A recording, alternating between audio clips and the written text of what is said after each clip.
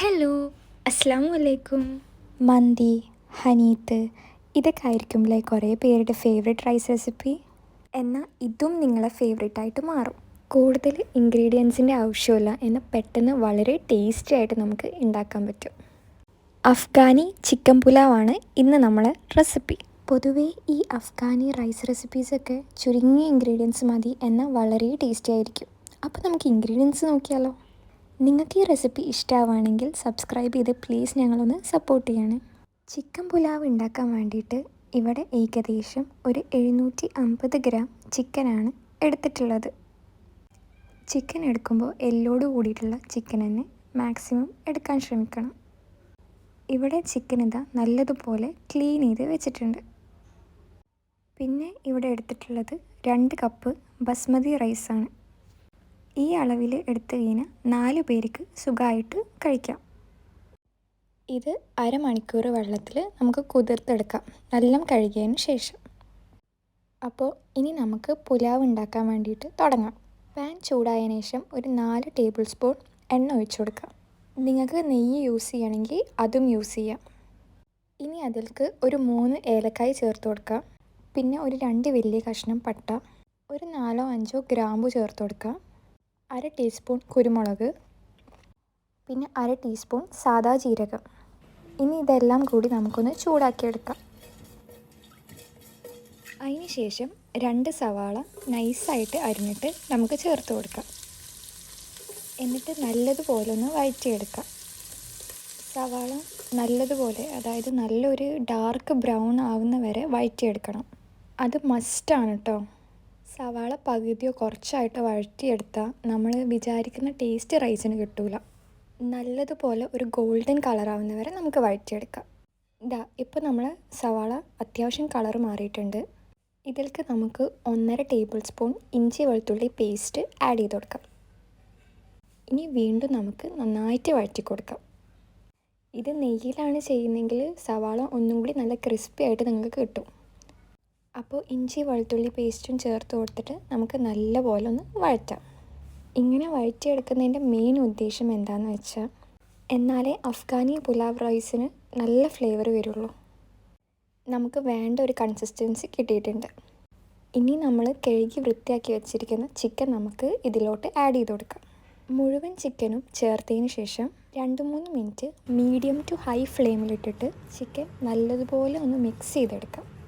ചിക്കൻ്റെ ആ pink colour മാറുന്ന വരെ, വെള്ള കളറായി വരുന്ന വരെ നമുക്കൊന്ന് ഇളക്കി കൊടുക്കാം. അപ്പോൾ ഈ ഒരു സമയത്ത് നമുക്ക് ഇതിലേക്ക് ആവശ്യമുള്ള ഉപ്പും കൂടി ചേർത്ത് കൊടുക്കാം. നമ്മളുടെ റൈസിനുള്ളത്, അതായത് പുലാവിനുള്ള ഉപ്പും കൂടി നമുക്ക് ഈ ഒരു ടൈമിൽ ചേർത്ത് കൊടുക്കാം. അതിനുശേഷം ഇതിലേക്ക് ഞങ്ങളൊരു 4 കപ്പ് വെള്ളമാണ് ചേർത്ത് കൊടുക്കുന്നത്. ചൂടുവെള്ളമല്ല, സാധാ പച്ചവെള്ളമാണ് ഒഴിച്ചു കൊടുക്കേണ്ടത്. 4 കപ്പ് വെള്ളം ചേർത്ത് കൊടുത്തതിന് ശേഷം നല്ല മിക്സ് ചെയ്തതിന് ശേഷം നമുക്കൊന്ന് അടച്ച് വെക്കാം.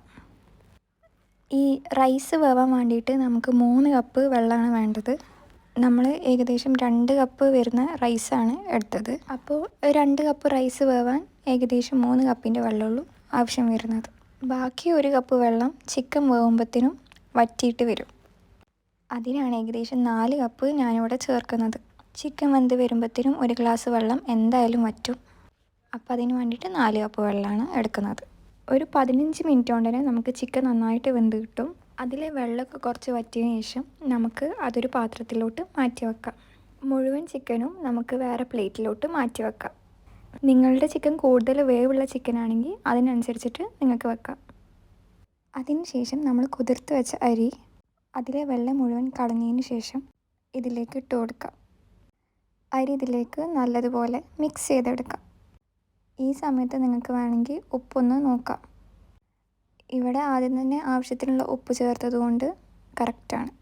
അപ്പോൾ നിങ്ങൾ ഈ സമയത്ത് ഉപ്പൊന്ന് ചെക്ക് ചെയ്ത് നോക്കും. ഇത് ഇനിയൊന്ന് തിളക്കാൻ വേണ്ടിയിട്ട് നമുക്ക് അടച്ചു വെക്കാം. അതുവരെ നമുക്ക് വെയിറ്റ് ചെയ്യാം. അപ്പോൾ അരി നല്ലതുപോലെ തിളച്ച് വന്നിട്ടുണ്ട്, നന്നായിട്ട് തിളച്ച് വന്നിട്ടുണ്ട്, വെള്ളമൊക്കെ വറ്റി വന്നിട്ടുണ്ട്. ഒരു 10 to 15 മിനിറ്റ്സ് ലോ ഫ്ലെയിമിൽ ഒന്നും കൂടി വേവിക്കാം.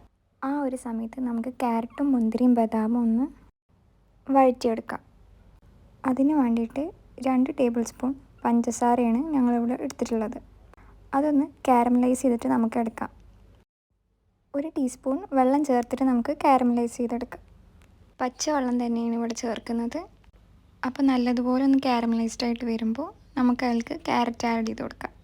കൂടെ ബദാമും മുന്തിരിയും കൂടിയും ആഡ് ചെയ്ത് കൊടുക്കാം. എന്നിട്ട് ഫ്ലെയിം കൂട്ടി വെച്ച് തന്നെ 2 മിനിറ്റ് നമുക്ക് നന്നായിട്ട് വഴറ്റിയെടുക്കാം. ഏകദേശം ഒരു 2 മിനിറ്റ് ഫ്ലെയിം കൂട്ടി വെച്ചിട്ട് വഴറ്റുമ്പോൾ തന്നെ ക്യാരറ്റും ബദാമും പഞ്ചസാരയൊക്കെ നന്നായിട്ട് പിടിച്ച് വരും. ക്യാരറ്റ് നന്നായിട്ട് വെന്ത് കിട്ടുകയും ചെയ്യും. നല്ല ടേസ്റ്റി ആയിരിക്കും.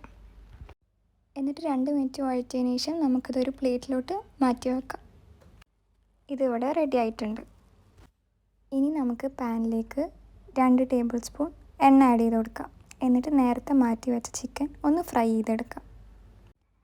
എണ്ണയ്ക്ക് പകരം നിങ്ങൾക്ക് നെയ്യ് വേണമെങ്കിലും യൂസ് ചെയ്യാം.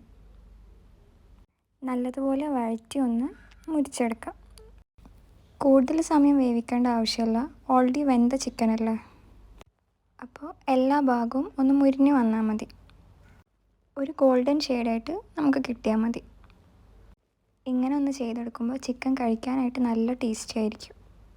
അപ്പോൾ ഇതാ പെട്ടെന്ന് തന്നെ ഇത് റെഡി ആയിട്ടുണ്ട്. എല്ലാ ഭാഗവും നല്ലതുപോലെ ഒന്ന് മുരിഞ്ഞ് വന്നിട്ടുണ്ട്.